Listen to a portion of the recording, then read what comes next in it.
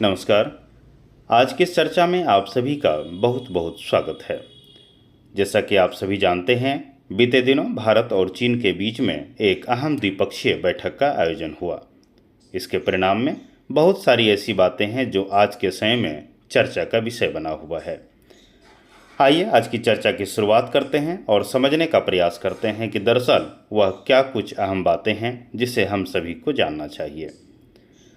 आप सभी जानते हैं कि बीते दिनों रूस के कजान शहर में ब्रिक्स 2024 का आयोजन किया गया। इस कार्यक्रम से अलग भारत और चीन के राष्ट्राध्यक्षों के बीच एक विशेष बैठक का आयोजन हुआ। इस बैठक में कई बिंदुओं पर विचार विमर्श हुआ। भारत के प्रधानमंत्री नरेंद्र मोदी और चीन के राष्ट्रपति शी जिनपिंग ने बीते दिनों रूस के कजान शहर में करीब 5 साल बाद बैठक कर बात की। दोनों नेताओं ने संबंध सुधारने पर जोर दिया। दोनों नेताओं ने सीमा विवाद सुलझाने की दिशा में हुई हालिया प्रगति की भी प्रशंसा की। शी जिनपिंग ने कहा कि भारत और चीन दोनों प्राचीन सभ्यताएं हैं और दोनों मुल्कों को साझेदार के रूप में काम करना चाहिए, न कि प्रतिद्वंदी के रूप में। वहीं प्रधानमंत्री नरेंद्र मोदी ने दुनिया की 2 सबसे बड़ी आबादी वाले देशों के बीच आपसी भरोसा, आदर और संवेदनशीलता के साथ आगे बढ़ने पर जोर दिया।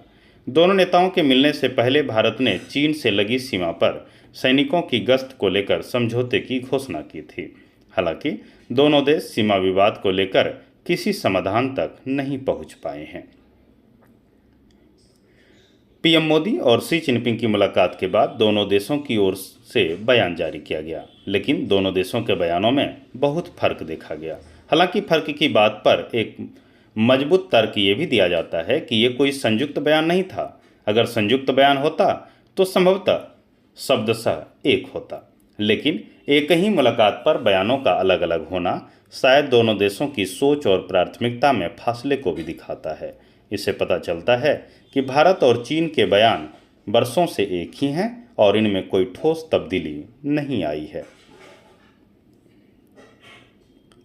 भारत का जोर है कि बिना सीमा विवाद सुलझाए दोनों देशों के संबंध सामान्य नहीं हो सकते, जबकि चीन का मानना है कि सीमा विवाद से बाकी संबंधों पर असर नहीं पड़ना चाहिए।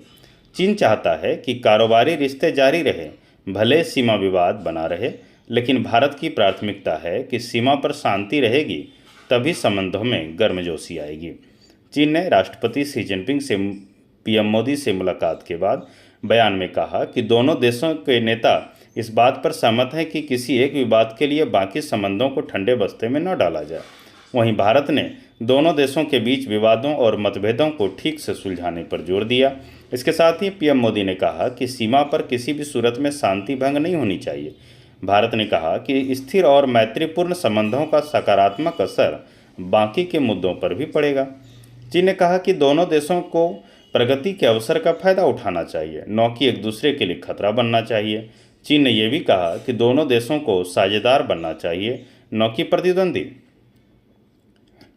चीन ने अपने बयान में बॉर्डर का भी जिक्र किया है, लेकिन बहुत नीचे। चीन ने कहा कि दोनों नेताओं ने गहन बातचीत के बाद हाल ही में सीमा विवाद सुलझाने को लेकर जो प्रगति हुई है उसकी तारीफ की है। वहीं भारत ने कहा कि प्रधानमंत्री मोदी ने सीमा से सैनिकों को हटाने के लिए जो समझौते हुए हैं उसका स्वागत किया है। भारत ने बॉर्डर की बात बिल्कुल ऊपर की है। प्रधानमंत्री मोदी ने जहां आपसी भरोसा, आदर और संवेदनशीलता की बात कही, वहीं शी जिनपिंग ने रणनीतिक आपसी भरोसा बढ़ाने की बात कही। चीन ने अपने बयान में बहुपक्षीय दुनिया की बात 3 बार की, लेकिन भारत की तरह बहुपक्षीय एशिया की बात कहीं नहीं कही है।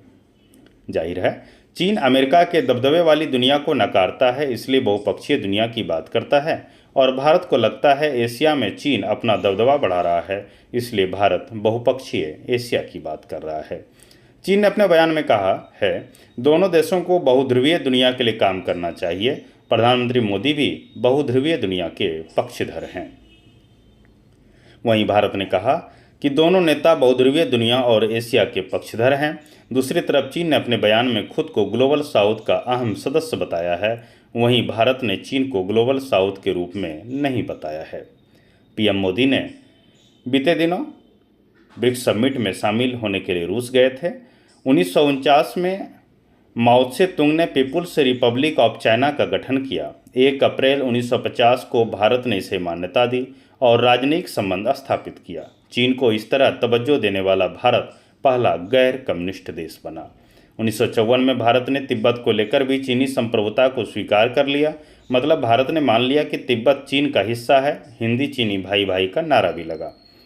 जून 1954 से 1957 के बीच चीन के पहले प्रधानमंत्री चाओ एनलाई 4 बार भारत के दौरे पर आए।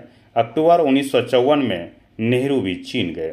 नेहरू के चीन दौरे को लेकर अमेरिकी अखबार न्यूयॉर्क टाइम्स ने लिखा था कि गैर कम्युनिस्ट देश के किसी प्रधानमंत्री का पीपुल्स रिपब्लिक ऑफ चाइना बनने के बाद यह पहला दौरा है। तब न्यूयॉर्क टाइम्स ने लिखा था कि एयरपोर्ट के शहर के बीच लगभग 10 किलोमीटर की दूरी तक नेहरू के स्वागत में चीन के लोग ताली बजाते हुए खड़े थे। इस दौरे में नेहरू की मुलाकात न केवल प्रधानमंत्री से हुई बल्कि पीपुल्स रिपब्लिक ऑफ चाइना के प्रमुख माओ से भी हुई। दूसरी तरफ तिब्बत की हालात लगातार खराब हो रही थी और चीन का आक्रमण बढ़ता जा रहा था।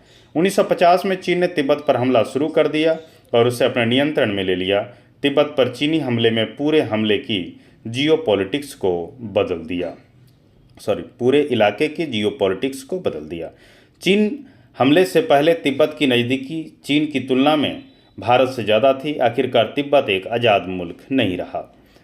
भारतीय इलाकों में भी अतिक्रमण की शुरुआत चीन ने 1950 के दशक के मध्य में शुरू कर दी थी। 1957 में चीन ने अक्साई चीन के रास्ते पश्चिम में 179 किलोमीटर लंबी सड़क बनाई। सरहद पर दोनों देशों के सैनिकों की पहली भिड़ंत 25 अगस्त 1959 को हुई। चीनी गश्ती दल ने नेफा फ्रंटियर पर लोंगजू में हमला किया था। इसी साल 21 अक्टूबर को लद्दाख के कोंगका में गोलीबारी की मौत हुई थी और चीन ने इसे आत्मरक्षा में की गई कार्रवाई बताया था। भारत ने तब कहा था कि उसके सैनिकों पर अचानक हमला कर दिया गया। कहा जाता है कि 1962 में चीन ने भारत पर हमला किया तो ये केवल हिमालय के किसी इलाके पर नियंत्रण या सरहद को बदलने के लिए नहीं था बल्कि ये सभ्यता की जंग थी। उम्मीद करते हैं आप सभी जो हमारे साथ लगातार जुड़े हुए हैं, आज के हमारे इन प्रयासों से आप सभी निश्चित रूप से लाभान्वित होंगे। आप सभी इसी प्रकार जुड़े रहें, लाइक करें, शेयर करें, सब्सक्राइब करें। धन्यवाद।